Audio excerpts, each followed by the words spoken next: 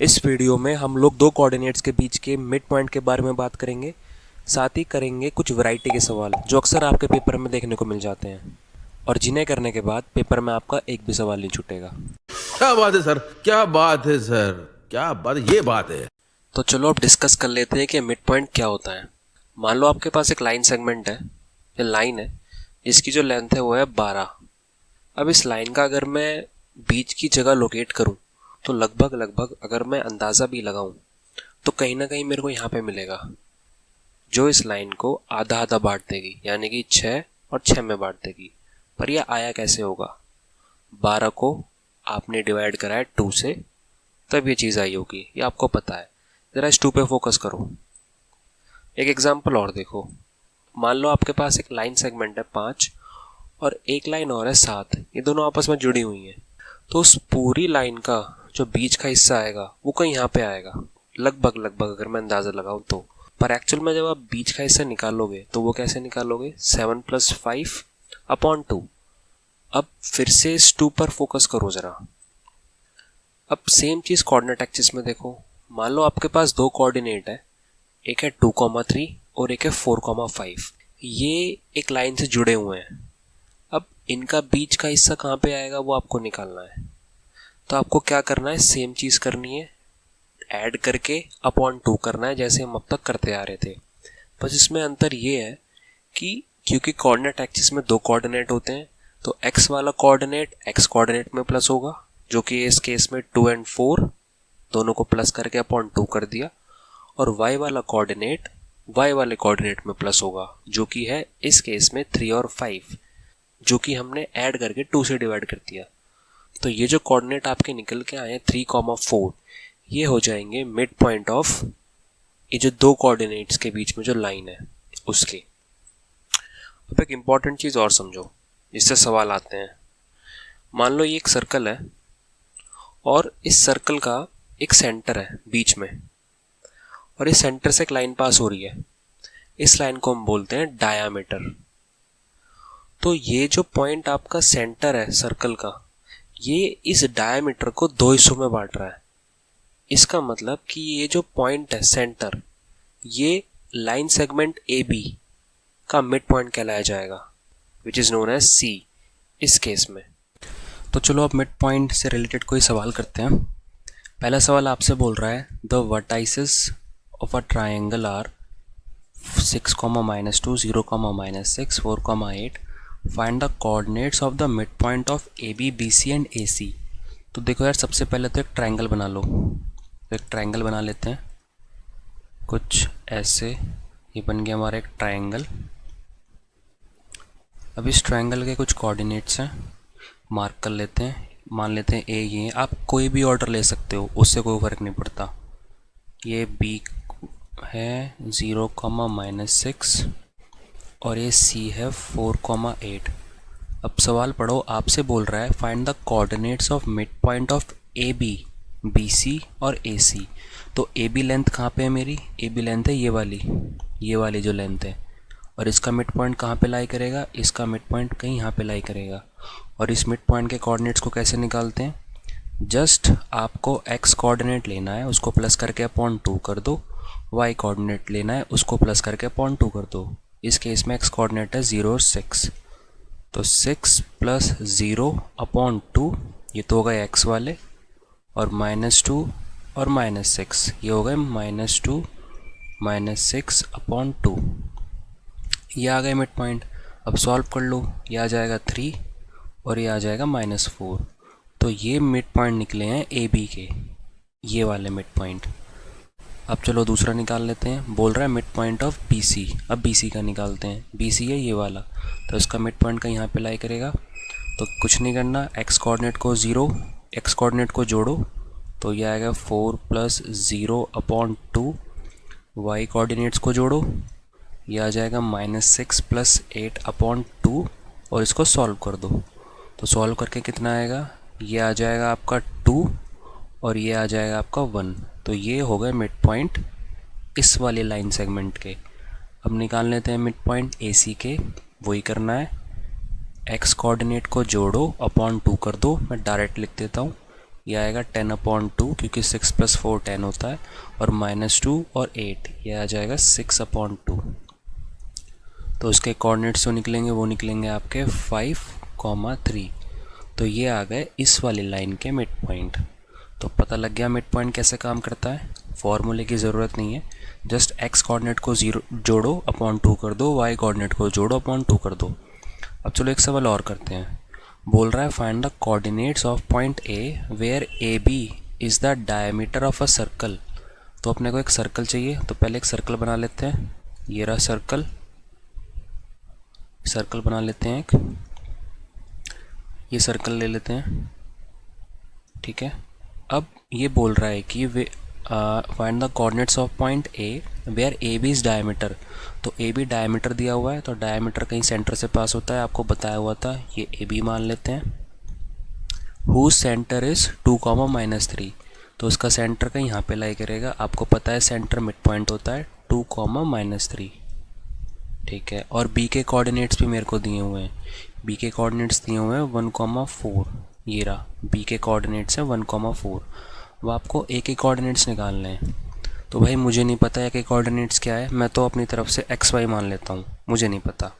ये x Y coordinates हैं, ए के मान लिए हमने अपनी तरफ से। अब आपको पता है कि ए बी मिड पॉइंट है, मतलब ये जो पॉइंट है सेंटर, ये मिड पॉइंट है ए बी का।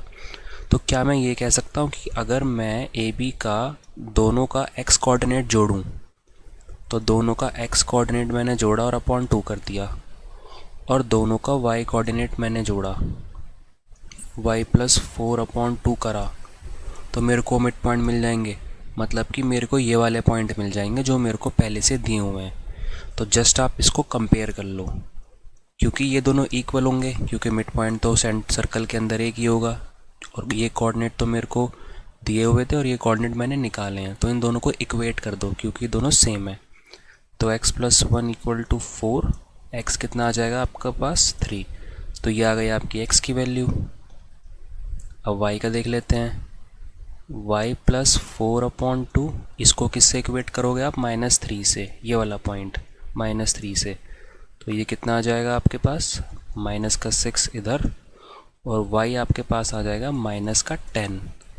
तो हमारे पास जो a के कोऑर्डिनेट्स आने थे वो क्या आ गए, 3, -10। सिंपल। तो सर्कल में आपको ध्यान रखना है सिर्फ ये कंसेप्ट कि ये एक तरीके से सेंटर का काम करेगा, एक तरीके से मिड पॉइंट का काम करेगा। अगला सवाल कर लेते हैं एक बार। आपको बोल रहा है एक लाइन है, a line intersect Y axis and X axis at points P and Q respectively. मतलब y वाले को तो P पे काट रही है और x वाली को Q पे काट रही है। रेस्पेक्टिवली का ये मतलब होता है, if 2, 5 -5 is the mid point of PQ then find the coordinates of P and Q। तो पहले तो यार एक कोऑर्डिनेट एक्सिस बना लो तो थोड़ा आसान पड़ेगा। ये मान लो मैंने कोऑर्डिनेट एक्सिस बना ली कुछ ऐसी, ठीक है। अब लाइन सेगमेंट भी बना लेते हैं जो इंटरसेक्ट कर रही है। मान लेते हैं कहीं ऐसे इंटरसेक्ट कर रही है, ऐसे। अब ये P पॉइंट पर काट रही है वाई एक्सिस को, वाई एक्सिस आपकी ये वाली है, तो ये आपकी P पॉइंट पे काट दिया। अब आपको एक बात पता होगा कि अगर ये पॉइंट आपका वाई एक्सिस पे लाई कर रहा है तो इसके कोऑर्डिनेट्स किस नेचर के होंगे, 0, y नेचर के, क्योंकि x कोऑर्डिनेट यहाँ पे 0 हो जाएगा। वहीं अगर Q की बात करें तो Q कहीं यहाँ पे लाई करेगा और इसके कोऑर्डिनेट्स क्या हो जाएंगे, x, 0, क्योंकि इस लाइन पर y कोऑर्डिनेट 0 होता है। ये बात आपको पहले वीडियोस में बताई हुई है, नहीं पता तो जाके देख लो, पता लग जाएगी। अच्छा, अब PQ का मिड पॉइंट आपको दिया हुआ है, ये रहा। If 2, -5 is the mid point of PQ, तो कहीं 2, -5 इसका यहाँ पे आपको मिड पॉइंट दिया हुआ है। तो हो गया सवाल, मिड पॉइंट कैसे निकला होगा ये, इस PQ लाइन का x कोऑर्डिनेट को जोड़ा, जो कि है इस केस में ये और ये, तो दोनों को जोड़ा और अपॉन 2 कर दिया। फिर y वाले को जोड़ा, जो कि इस केस में ये, दोनों को जोड़ा, 0 + y अपॉन 2 कर दिया। ये निकल गए हमारे कोऑर्डिनेट्स, x/2 और y/2। पर एक्चुअल में जो कोऑर्डिनेट्स आपको दिए हुए हैं वो दिए हुए हैं ये वाले।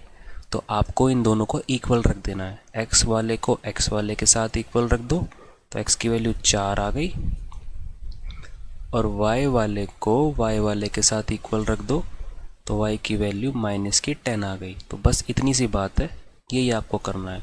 अच्छा, एक ज़रा लॉजिकली बात सोचो कि ये जो मिड पॉइंट है 2, -5 है, ये फर्स्ट क्वाड्रेंट में लाई नहीं करना चाहिए, ये आपका कहीं इस वाले क्वाड्रेंट में लाई करना चाहिए, फोर्थ क्वाड्रेंट में।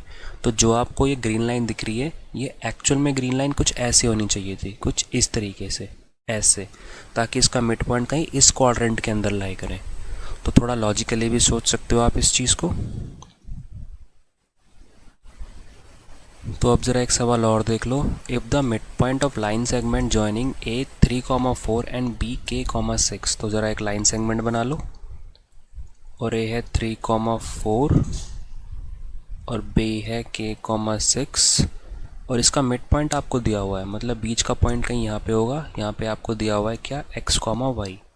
अब देखो, क्योंकि मिड पॉइंट है तो आपको पता है दोनों को जोड़ के, दोनों के x कोऑर्डिनेट्स को जोड़ के अपॉन 2 करेंगे, और दोनों के y कोऑर्डिनेट्स को जोड़ के भी अपॉन 2 करेंगे, जो कि आ गया 10/2, कुछ इस तरीके से। अब आपको तो एक्चुअल कोऑर्डिनेट दिए हुए हैं, x और y दिया हुआ है आपको, तो x की वैल्यू कितनी आ गई आपके पास, 3 + k/2, क्योंकि हमने इस वाले को इस वाले x से कंपेयर कर दिया, क्योंकि दोनों के दोनों इक्वल हैं। और y की वैल्यू कितनी आ गई आपके पास, 10/2, जो कि अगर मैं छोटा करके लिखूँ तो 5 हो जाएगी। अब ये x और y की वैल्यू आपके पास निकल गई। अब सवाल में आपसे पूछ रहा है एंड, और एक चीज़ दी हुई है x + y -10 = 0। अब सारी की सारी वैल्यू सब्स्टिट्यूट कर दो आप लोग। तो x की जगह मैं रखूँगा 3 + k/2, मैं इसमें रख रहा हूँ वैल्यूज़ जो मैंने यहाँ पे निकाली है, और y की जगह रखूँगा 5, और ये रखूँगा 10, और ये रखूँगा 0। तो ज़रा इसको कैलकुलेट कर लो। एलसीएम लेने की जल्दीबाजी मत करना, पहले इसको कैलकुलेट करो। 5 में से 10 गए, बचेगा कितना, -5 = 0, और 3 + k/2, अब भी एलसीएम मत लेना, इसको उधर भेज दो, ये आ गया 5। अब क्रॉस मल्टीप्लाई कर दो, 3 + k = 10, और k कितनी वैल्यू आ गई आपके पास, 7, क्योंकि 3 उधर जाके k की वैल्यू ले देगा 7। अब मैंने एलसीएम क्यों नहीं लिया, एलसीएम भी ले सकते हो, बट मैंने ऐसे करना प्रेफर समझा, मतलब बेहतर समझा ऐसे करना, क्योंकि एलसीएम मेरा थोड़ा ज़्यादा दिमाग खप जाता, थोड़ी वैल्यू बड़ी आ जाती। तो मैंने इसको यहीं सॉल्व करके बिना एलसीएम लिए उधर भेज के सॉल्व करने का ट्राई करा, और वो हो गया। एलसीएम लेके भी सेम आंसर आएगा, कोई प्रॉब्लम नहीं है। बाकी क्वेश्चंस की प्रैक्टिस के लिए नीचे डिस्क्रिप्शन में एक टेलीग्राम पर लिंक दिया हुआ है, उसे ज्वाइन कर लो। वहाँ पे आपको इस चैप्टर की PDF बड़े आराम से मिल जाएगी प्रैक्टिस करने के लिए।